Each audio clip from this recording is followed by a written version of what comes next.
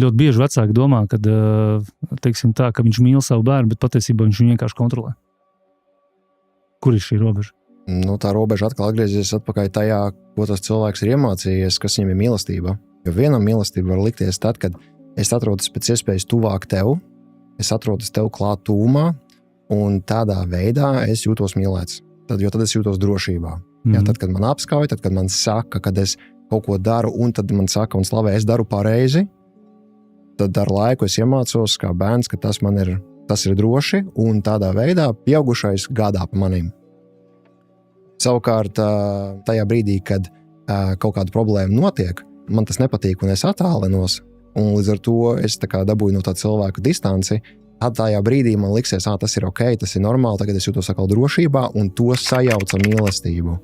Distancēšanās tipā, ja? Jā, un te veidojās tas koncepts, ko sauc par piesaistes teoriju. Ļoti interesants koncepts, ko var papētīt. Un tas ir par to, ko mēs esam iemācījušies, kas priekš mums ir it kā mīlestība, un tā mīlestība pārsvarā slēpjas zem slenga drošības sajūta. Jo vēlreiz, mēs kā bērni īsti nespējam konceptualizēt tādu vārdu mīlestību kā tādu līdz pusauģu vecumam. Vēl labi, ja vispār viens otrs pieaugušo vecumā jātur. Es noteikti līdz 3-5 gadiem pilnīgi noteikti nezināju, kas ir mīlestība. Ko tas patiesībā nozīmē? Man liekas, tā ir emocija, kas tā nav.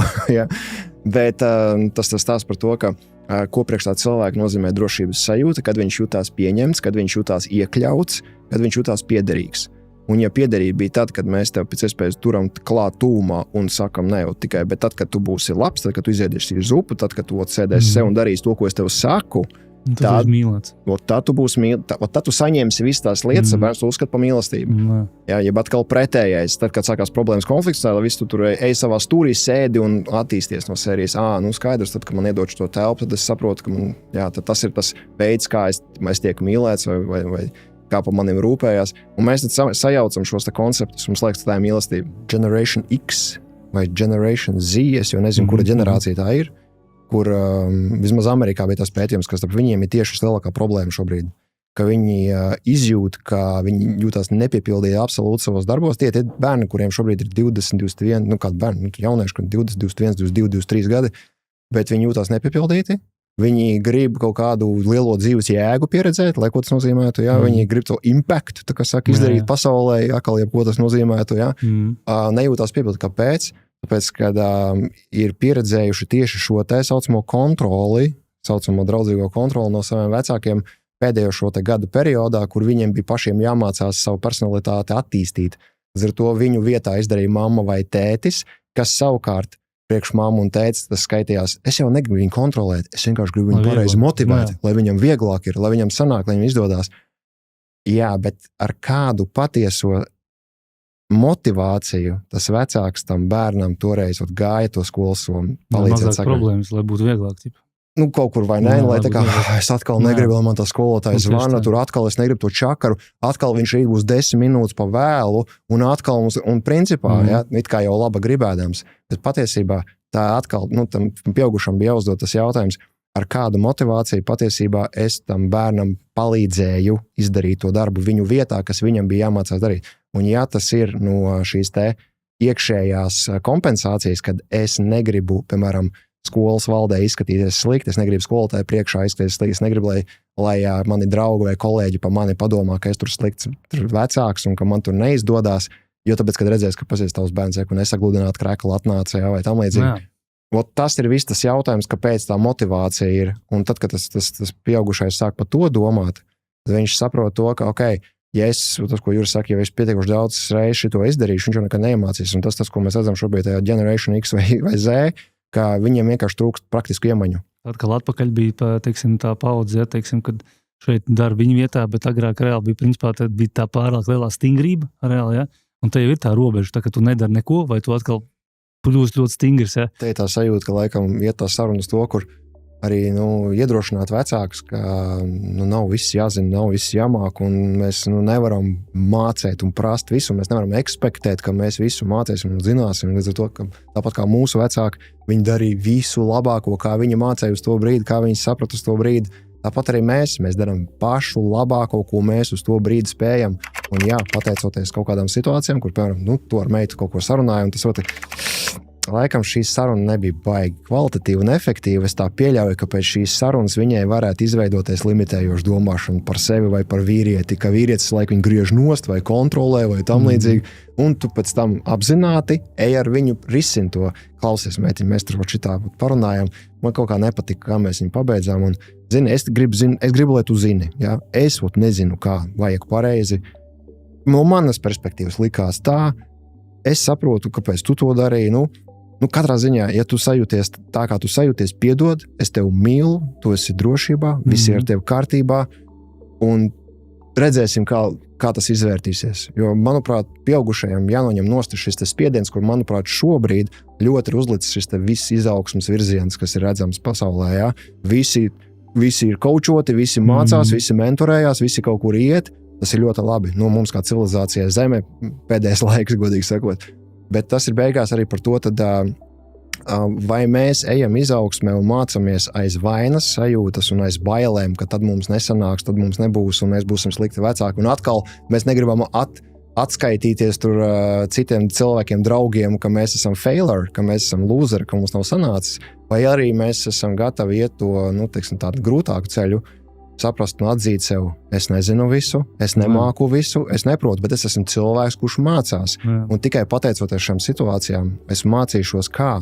Un es būšu ļoti pateicīgs, ja apkārt būs cilvēki, kuri man to draudzīgā veidā atgādinās, hei, paskaties, kā tev situācija bija. Varbūt tās gribu šo parunāt, varbūt kā būtu, ja mēs viņu šo savādāk risinātu vienkārši. Jā, nevis ar to, ka, kas tad tā dara? Jā, baigi apzinātais, jā, šo tā redz Instagramā, jā, tur, kur apzināti cilvēki judžo apzinātus cilvēkus. Jā, tas ir visinteresantākais un smieklīgākais, ja tas, ka es tur pats biju pirmos kaut kādus 3 gadus, likās, pats šis cilvēks neapzināts ir, paskaties, kā.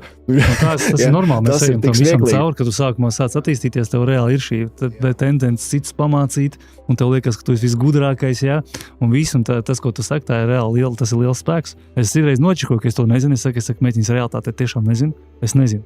Es varu pateikt, varbūt tā būt, bet es nezinu, kā tas būs. Jā, un ka tu vari saglabāt empātiju, nezinot pret sevi. Jā. Kur ir robeža starp brīvu un visatautību?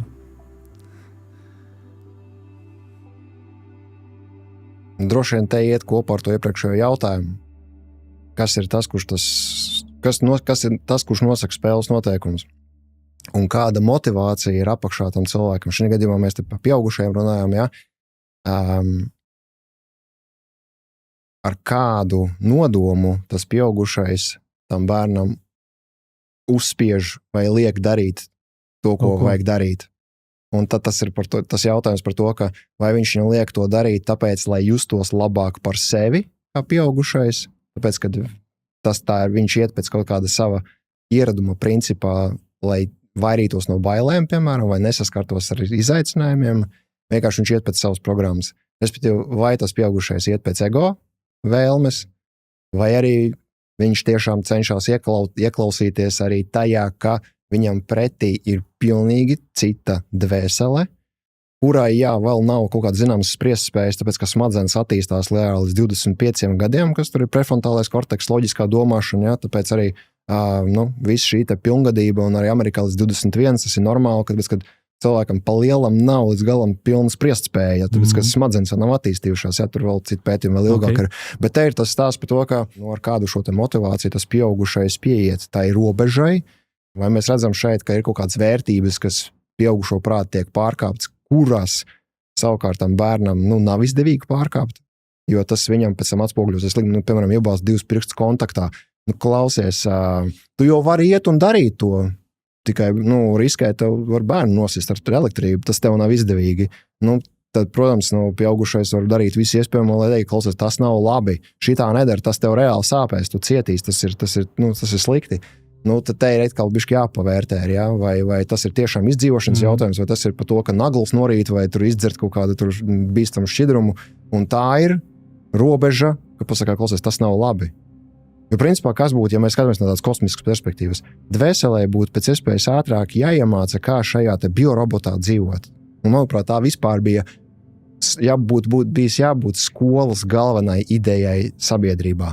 Iemācīt biorobotu, iemācīt dvēseli, izmantot šo te biorobotu, pēc iespējas ātrāk saprast, kā strādā smadzenes, kā strādā nervu sistēma, ko nozīmē, kā kustināt viņu koordinācija, veiklība, elastība, reakcijas ātrums. Ja?